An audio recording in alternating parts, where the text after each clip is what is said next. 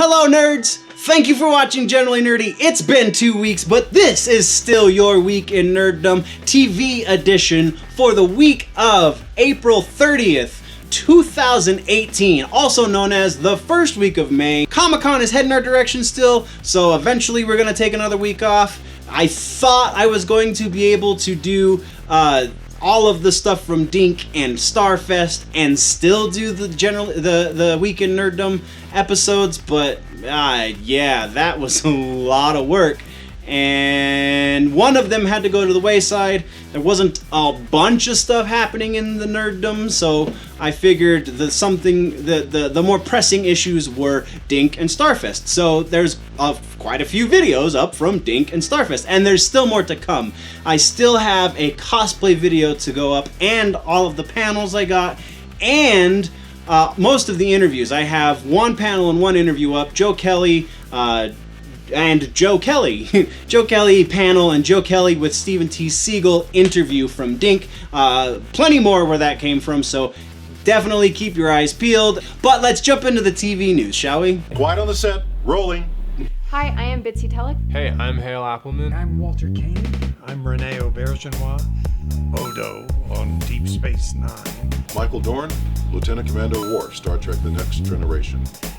Come and see me and hear me and talk to me and listen to me talk about myself. Hey man, this is Kevin Smith, often considered generally nerdy, and you are listening to what is often considered generally nerdy. On Generally Nerdy. You're listening to Generally Nerdy. Generally Nerdy. Generally Nerdy.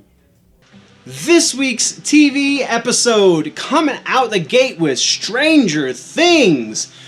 Carey, Elwes, and Jake Busey have both been announced as part of the cast for Season 3. Season 3 has begun its production. They are doing table reads. It's a beautiful thing. That hashtag show is also reporting that Season 3 will deal a lot more with supernatural elements than Season 2 did, and will possibly be more focused on the boys rather than 11. So, very interesting. We had two very 11 heavy seasons. It would make sense that we would get this next season focusing on the boys, because as we get closer to that 5-season goal, we need to fully flesh out this world and all of our main characters. And right now we know 11, but there's still some stuff about the boys that's like, yeah, let's focus on these guys. Let's work these things out. So yeah, awesome news. Finally, we're getting some Stranger Things updates, because we're still not going to get the next season until 2019. So lame. But as stuff comes out and as stuff leaks, we will be talking about it right here on Generally Nerdy. Next on the list, we're talking about Witcher. Not anything crazy, just the announcement of the date for the first season. First season was up in the air. Now we're slated for 2020.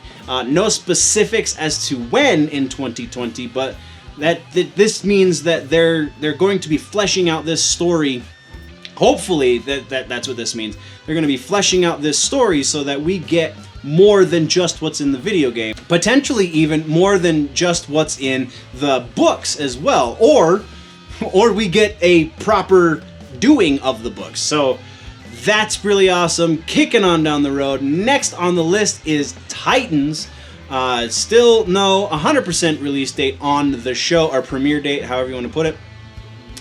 But we did get an announcement, and we've seen some screenshots at this point of Conor Leslie of no real notable fame. She does some procedural stuff. She has some bit parts. She was a regular on a couple of procedural shows, but all procedurals are basically a dime a dozen. So Conor Leslie is going to be Wonder Girl. I feel like I skipped that part when I first said it. So Conor Leslie is going to be Wonder Girl. We've seen her with Brenton Thwaites as Robin. So yeah, interesting stuff.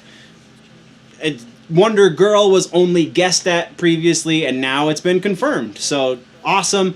Next up on the list, though, is The Watchmen on HBO. we got some character updates. I'm not going to go through them all because none of them are the Watchmen or any of the superheroes. They're all cops. So this leads us to believe that they're going to start... They're going to do kind of like we were predicting, in that they're going to touch a little bit on the before Watchmen books, and they're going to expand that universe a little bit by starting in 77 with the police strike. Because when costumed superheroes started stepping in the picture and fighting crime, in the world of the Watchmen, police went on strike because they were protesting losing their jobs effectively to vigilantes. So, showrunner Damon Lindelof, who also did production work on Lost, amongst other things, but his biggest thing was Lost, I feel like I've read some trepidation in my sources.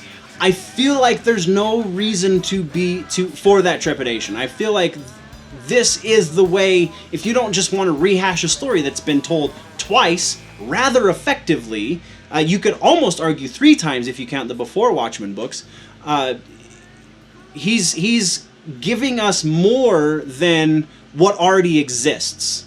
And he's expanding on things that were only hinted at in the other 2 versions of the book. So I feel like this is the best way to do this.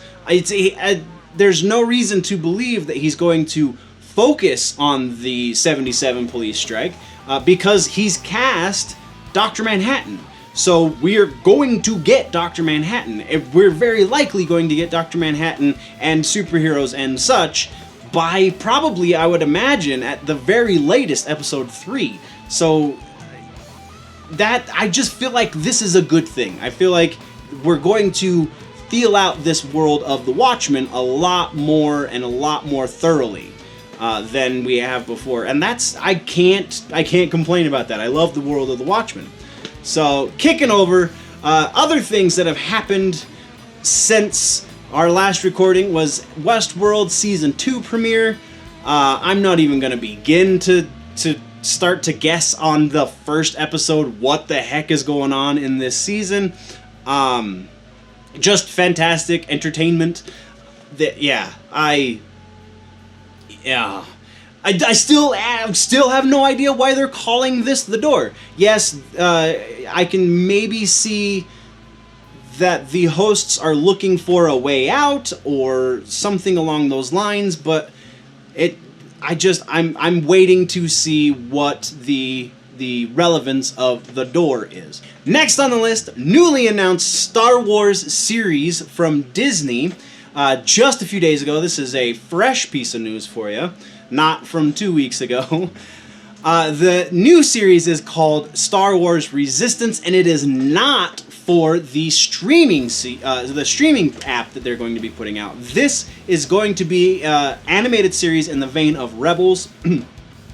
It will primarily take place in the chunk of story that happens before The Force Awakens. So Oscar Isaacs and Gwendolyn Christie will be voicing characters. Did not say specifically if they were going to be voicing Poe Dameron and Captain Phasma, but I mean, why wouldn't they? That maybe we're going to be getting some backstory on Phasma so we can understand why they put so much hype into that character and then just forgot she existed. This show will premiere this fall on Disney proper, so on the Disney Channel, and will then make its way over to Disney XD. So this is going to be on the television set and not on your streaming device, though eventually it will find its way onto your streaming device. Next, in a little bit of sad news for television this week, Ash vs. the Evil Dead Season 3 is it. They have been canceled by Starz. It seems like Raimi and company are taking it in stride. There's not been a whole lot of anger about it except for from the fans because it was a pretty good show. We haven't really talked about it much on here just because I don't want to toe the line of maybe not getting monetized, so I'm trying to keep it as safe as I can-ish. And Ash vs. the Evil Dead is a really gory show because it's the freaking Evil Dead. Anyway, canceled after 3 seasons. Kinda sucks, but what are you gonna do about it? Next, and our final bit of news. Again, we're getting a little political at the end of this episode, just like we did yesterday with music. Matt Groening has voiced his opinion on the Apu controversy. For those of you unaware, there was an unknown comedian who recently did a documentary that apparently left-leaning types took great notice, and it's called The Issue with Apu or something along those lines. I didn't care enough to remember. I don't even remember the dude's name because he has no relevance in the greater story of comedy. He has done nothing other than complain about somebody else's comedy. So right off the bat, he's batting 1,000. He's coming up short. He's coming up. Grasping at straws is probably the best way to put that. And Hank Azaria has come out and said, "Oh, I'm sorry." And I feel like Steven Crowder put it best when he said, "You're giving power to the heckler, the one person who has an issue with this character who really isn't a negative stereotype. He had a traditional Indian wedding. He is one of the most solid characters when it comes to sanity on the show. He usually is one to teach Homer a lesson. Like, there is very little negative about Apu. The only thing that is even really all that stereotypical is the accent. And it's a cartoon, so yeah, they're gonna play into some stereotypes. There are a million other stereotypes that are easily more negative than Apu on that show, but the only one getting complained about is Apu.